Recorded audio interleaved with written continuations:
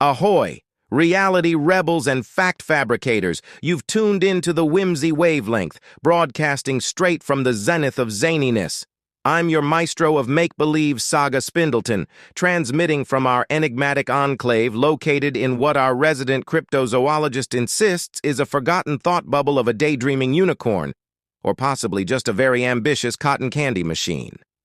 Engage your imagination amplifiers.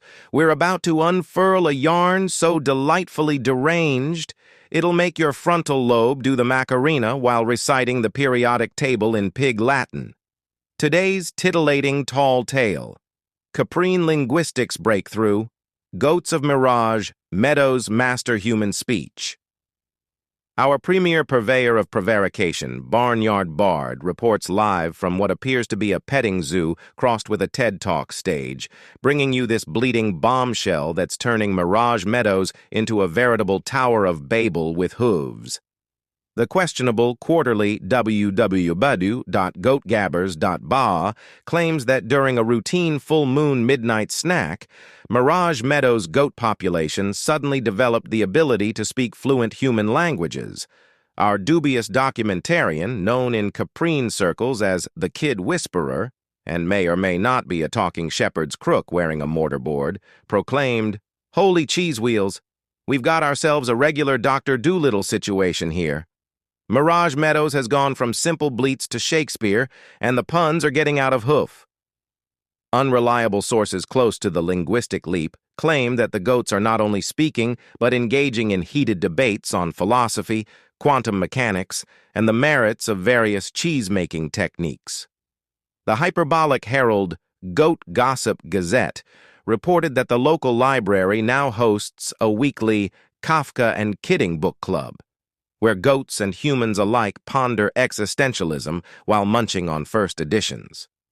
In a loquacious exchange with our most verbose fabulist, Chatter McFibber, the town's perplexed mayor, currently taking crash courses in Caprine diplomacy and interspecies negotiation, communicated via an elaborate series of bleats and hand gestures.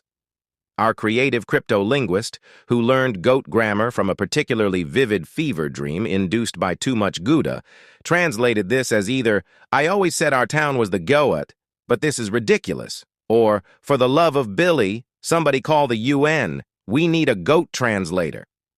The ambiguity has only added to the general babble brouhaha sweeping through Mirage Meadows. Skeptics argue that goats mastering human speech is impossible, citing boring concepts like vocal cord structure and species-specific cognitive limitations. But supporters point out that if parrots can mimic human speech, why not a particularly loquacious livestock revolution? The local mimes guild has remained suspiciously quiet, possibly due to the sudden realization that their job security might be threatened by exceptionally eloquent ungulates. In related developments, Mirage Meadows' economy is experiencing a surreal surge as industries scramble to adapt to the new interspecies dialogue. The local bookstore now offers goat-to-human dictionaries and How to Win Friends and Influence Ruminants, while the town's tech startup has pivoted to developing cross-species social media platforms, promising to bridge the gap between Homo sapiens and Capra agagris hircus. The Linguistic Society of America has been forced to take drastic measures, including dispatching a team of Caprine philologists specializing in mapping the unmappable meanderings of goat metaphors.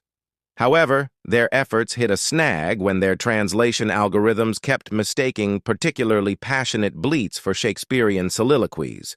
We attempted to reach out to neighboring towns for comment, but our carrier pigeons returned with tiny "I learned goat in 24 hours" badges and an inexplicable craving for tin cans. The situation has even caught the attention of international diplomatic circles.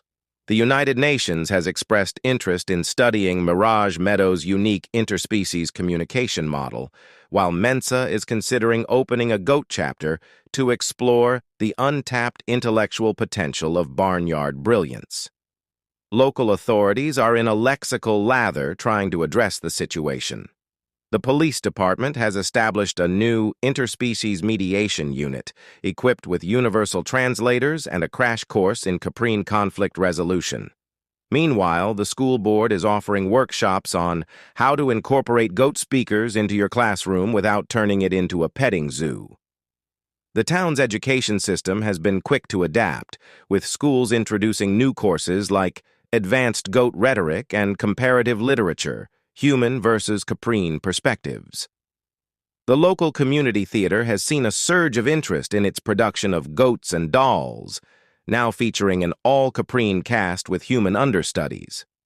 Enterprising locals have launched new ventures to capitalize on the linguistic lunacy. Goat Whisperer certification programs are all the rage, offering citizens the chance to become interspecies communication experts.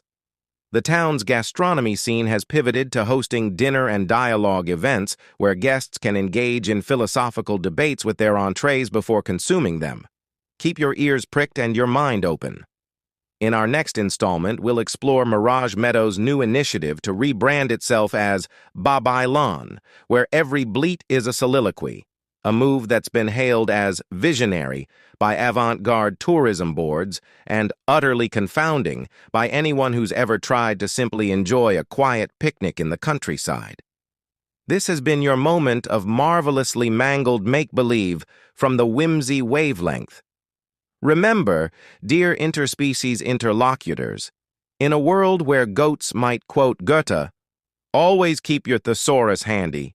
You never know when you might need to engage in a battle of wits with a particularly erudite Billy. This is Saga Spindleton, signing off from our clandestine studio nestled somewhere between Old MacDonald and Animal Farm. Keep it captivatingly caprine, Mirage Meadows, and remember, when life gives you talking goats, make sure your poetry slam has an open species policy.